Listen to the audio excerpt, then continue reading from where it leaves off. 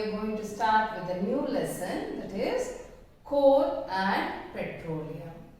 Coal and petroleum we know very well. What are they? They are fuel, because we know that whatever vehicles are moving, okay, whichever vehicles are moving, and most of the industries, right, they all use either coal or petroleum. Okay, so coal and petroleum, they are the natural resources. Coal and petroleum are the natural resource. It's natural resources, right? So what are natural resources? Natural resources are the resources or the substances which are present in the nature, which can be utilized for human welfare. That is called natural resource, right? So what are natural resources? The substances which are present in the nature. Substances which are present in the nature, which are present in the nature and which can be utilized, which are utilized, which are used for human welfare. Okay, that is called natural resource. Now, can you give some examples for natural resources? Yes, you all know natural resources. The minute we say natural resource, the resources which we all know are air, water, soil, sunlight, and forest, wildlife, okay, and the coal, petroleum, natural gas.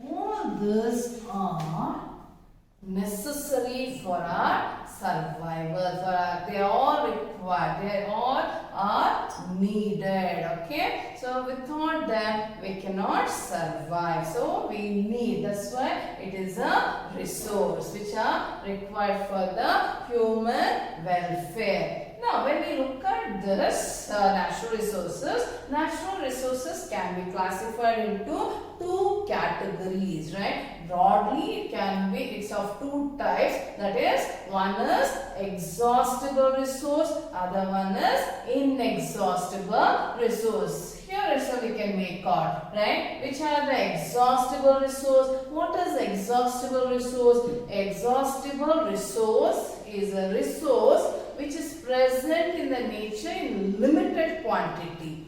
Limited in the sense, if we go around use it indiscriminately without even thinking about the next future generation, there will be a day that all these resources will be completely vanished from the surface of the earth. Okay, so they are called exhaustible resources, right? So they will get finished. They will be finished over a period of time if we don't control the use, okay, or use of those resources. And coming to inexhaustible, they are unlimited. How much ever you use it, it will not get over. It will not be finished. Such resource is called inexhaustible resource. So here you can say which is exhaustible and which is exhaustible and which is inexhaustible resource. Exhaustible, we know very well: coal, natural gas,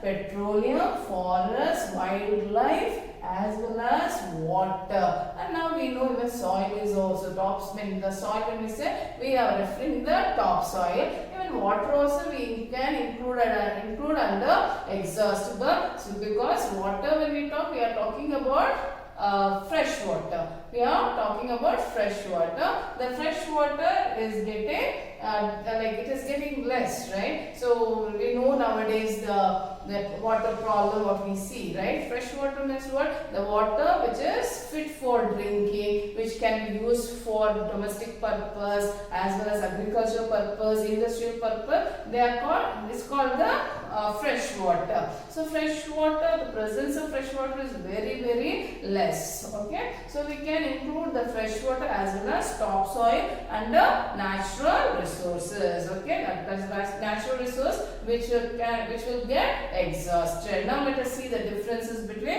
exhaustible and inexhaustible resources. Difference between the exhaustible and inexhaustible resource. So the first one, inexhaustible resource. So inexhaustible resource, as I told you, they are unlimited, right? They are present in the nature in unlimited quantity, okay? And will not be exhausted by human activities. See, it is actually the humans who are destroying the nature. So there is no doubt in that, okay? So here how much ever we use it, it will not get finished, okay? So it will not get exhausted. Such resources are called inexhaustible resource, right? And coming to the exhaustible resources, these resources are limited, right? They are present in the nature in limited quantity and they can be exhausted by human activities, right? If we really don't bother what we are doing, okay, what will happen? There will be a day when all these resources will be vanished from the earth. So which are those resources which come under exhaustible? It includes, as I told you, forest, wildlife, the fuels such as coal, petroleum, natural gas. All these are the fossil fuels, okay? So all this will get, one day it will be vanished. I am including even water because you know very well I am talking about the fresh water. Okay, and here coming to inexhaustible, how much ever we use also, it will not get over. That is sunlight as well as air. Okay, they are inexhaustible resources. So we include even soil also under exhaustible because we are referring about the topsoil. Okay, so if we don't protect the soil, so what will happen? The topsoil will be eroded and it will lead to the formation of desert. So we know very well about it. Now I hope you understood what is exhaustible and inexhaustible resources. Okay, exhaustible and inexhaustible resources. I hope you understood.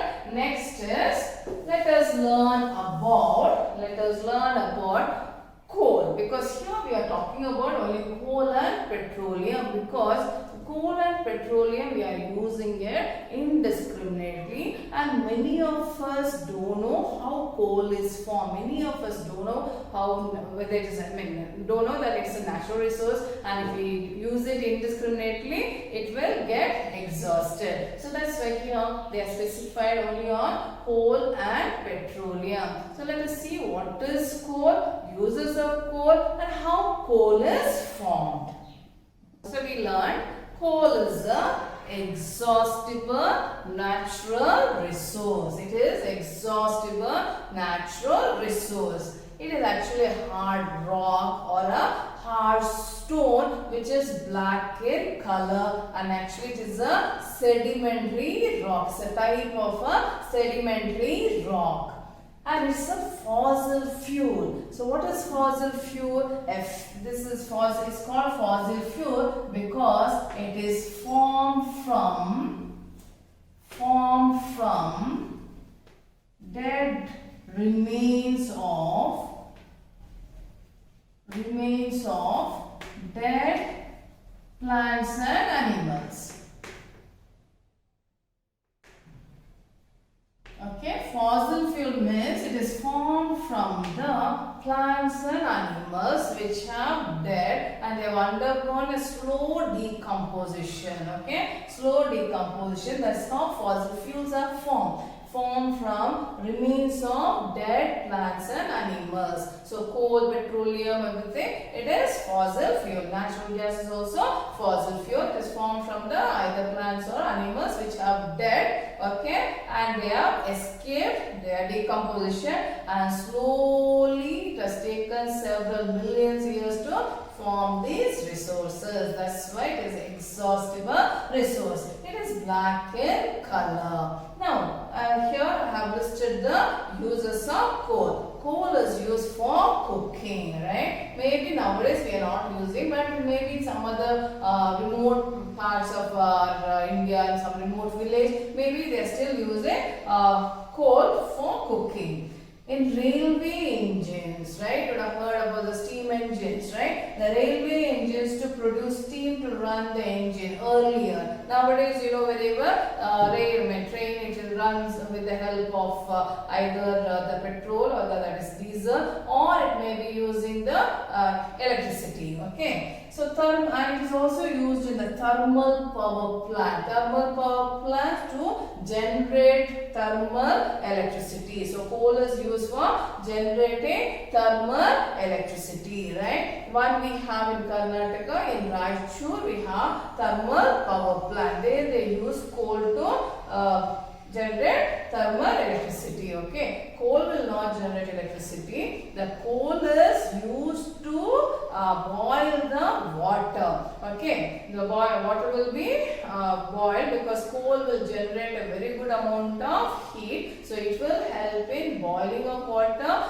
and the steam which is released from the huge vessels, right, the boiler, the steam will be released, and that steam will help in rotating the turbine, thereby electricity is generated. Okay, coal will not directly give you electricity. Okay, right, coal is used only to produce the heat. Then it is used in steel and iron industries and several other industries. Now let us see how coal is formed. Okay, so how coal is formed?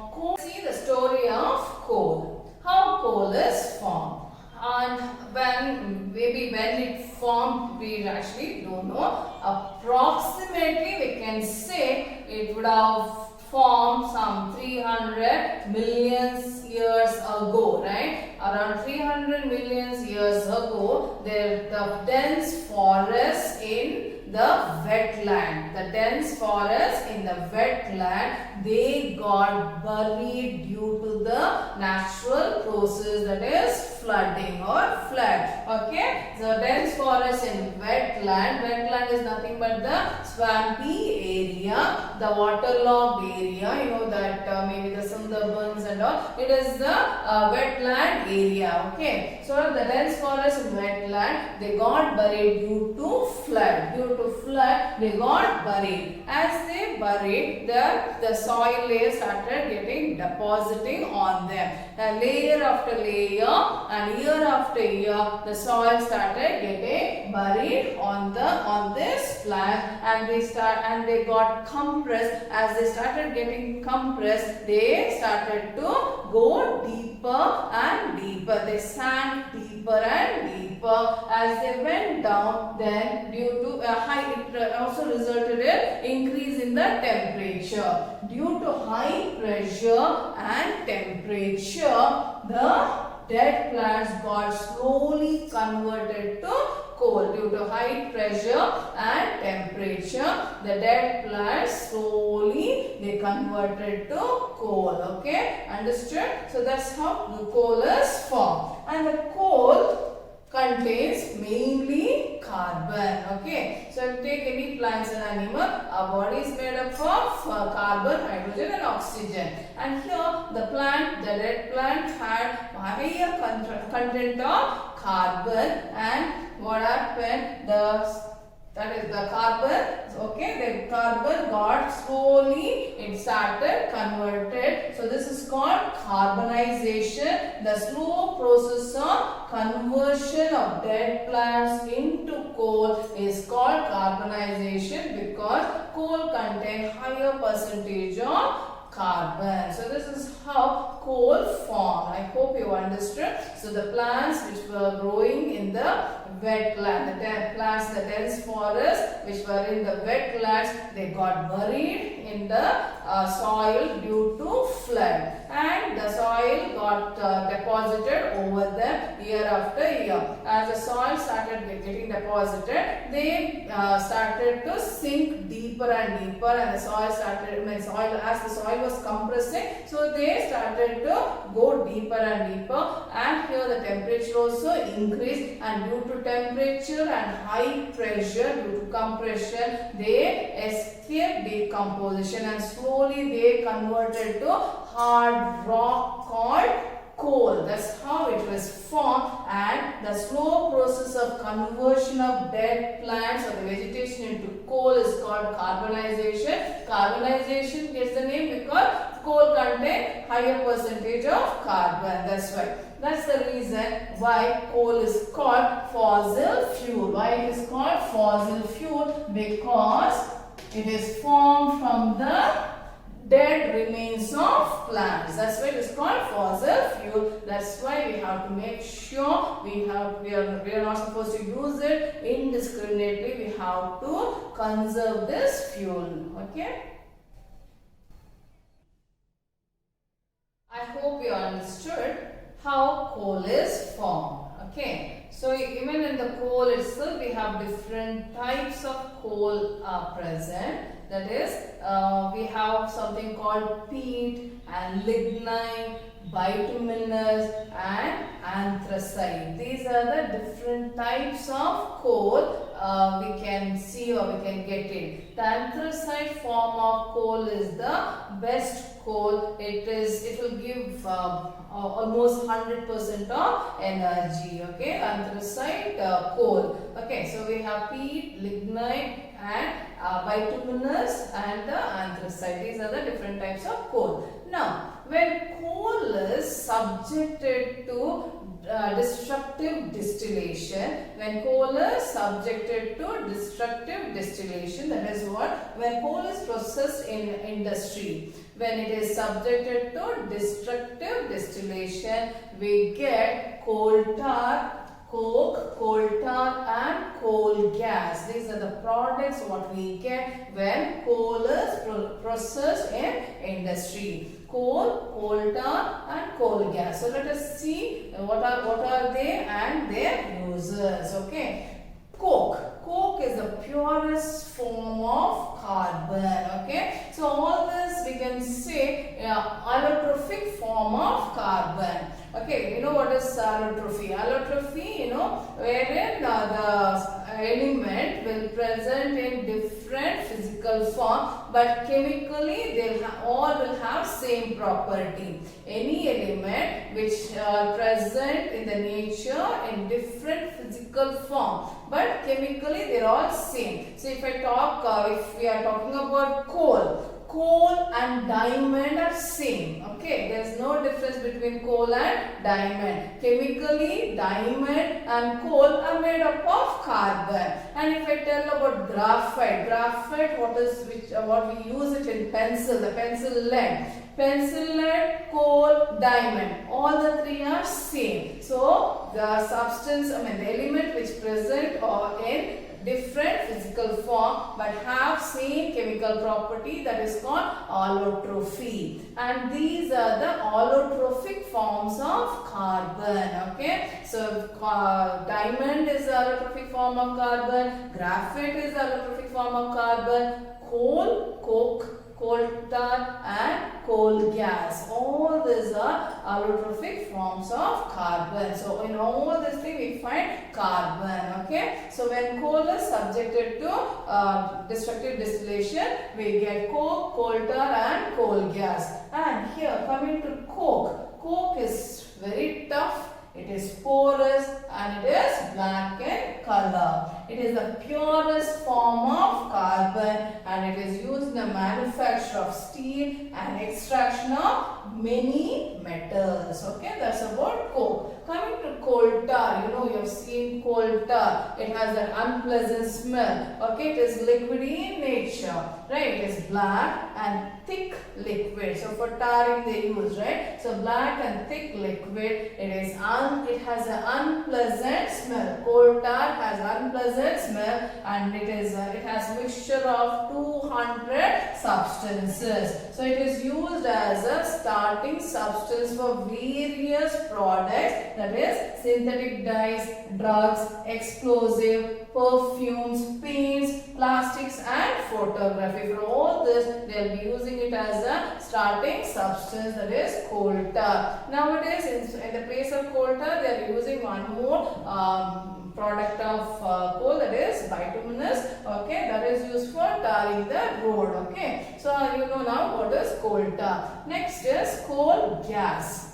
It is obtained during processing of coal to get coke. When they want to get coke, right, while processing coal, they get to get coke. At the same time, even coal gas will be released. Okay, it is formed. This is used as fuel in many industries that are situated near the coal processing plant, coal processing industry. There many industries will be using this coal gas for as fuel. So with that we have finished with what is coal, how coal is formed and different products that is formed during the processing of coal. Okay, so next we'll learn about petroleum.